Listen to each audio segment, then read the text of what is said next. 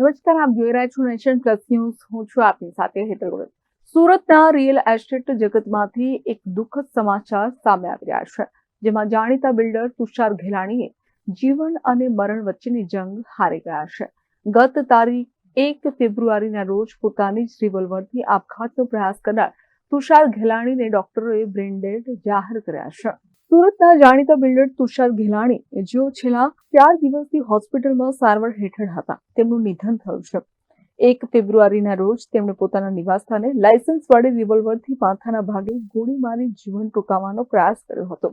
ગોળી વાગવાથી ગંભીર ઇજાઓ પહોંચતા તેમને તાત્કાલિક ખાનગી હોસ્પિટલમાં ખસેડાયા હતા, જ્યાં લાંબી સારવાર બાદ ગઈકાલે ડોક્ટરોએ તેમને બ્રેઇન ડેડ જાહેર કર્યા હતા. અત્યંત દુઃખદ બાબત એ છે કે આજે જ તેમની દીકરીના લગ્ન હતા, પરંતુ તે પહેલા જ પરિવાર પર આભ તૂટી પડ્યું છે. દીકરીની વિદાય પહેલા પિતાની ચીર વિદાયથી સમગ્ર સુરતમાં અરેરાટી વ્યાપી ગઈ છે. જો કે આ ભયંકર આઘાત વચ્ચે પણ ઘેલાણી પરિવારે માનવતાનું ઉત્તમ ઉદાહરણ પૂરું પાડ્યું છે. પરિવારે તુષાર ઘેલાણીના અંગોનું દાન કરવાનો નિર્ણય લીધો છે, જેથી તેમના જવાથી અન્ય જરૂરિયાતમંદોને નવું જીવન મળી શકે.